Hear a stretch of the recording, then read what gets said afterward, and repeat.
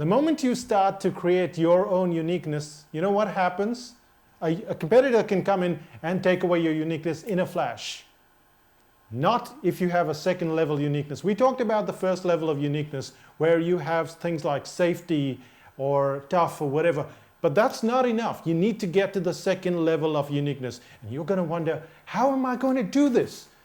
That sounds so difficult to have to create this second level of uniqueness. But there's a way. In fact, there are 3 ways. The first way is to create an analogy. The second way is to create a catchphrase. And the third way is to create a specific. So let's start to examine those 3 ways one by one. Let's start off with the analogy. So the analogy is simply, for instance, if you take an example like the article writing course. Now the article writing course is not just a factor of tough, which is the first level, but baby toughness. So it's as tough as having a baby. It's not cat toughness. It's not like having a dog. It's like having a baby. You don't get any sleep. So that becomes very hard to copy. If we look at, say, another example, there is a law firm that calls themselves Lifeboat Lawyers. Now think about that. Lifeboat Lawyers. That's very hard to copy. So what they've done is they've created this analogy that you link to immediately. And there is this picture that's forming in your mind of a baby, of a lifeboat, that kind of picture. And so that's the first way that we can create it. We create it with an analogy. The second is the catchphrase. Now, what is the catchphrase? Avis was a rent-a-car company, and they said, we're only number 2, so we try harder. Now, that's very hard to copy. It's a car rental company, and they're saying we try harder. They've created a catchphrase that is theirs and theirs alone. Heinz tomato ketchup. They said we're the slowest ketchup in the world.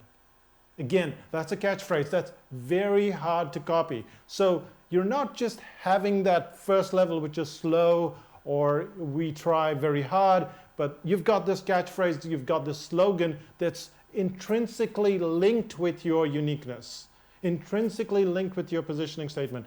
And that's what creates it and makes it so much more powerful, because now you've got a second level. It's not just top level, it's second level.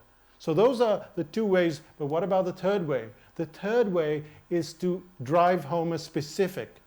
Now when you look at something like, say, Domino's Pizza, they didn't say, we'll get there very, very soon. They said 30 minutes or it's free. It was very specific. And that created a uniqueness factor that you cannot get by saying we'll get there very, very soon.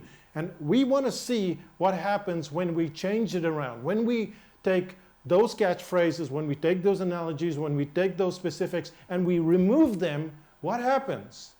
And you'll start to see it's very easy for a competitor to then copy you.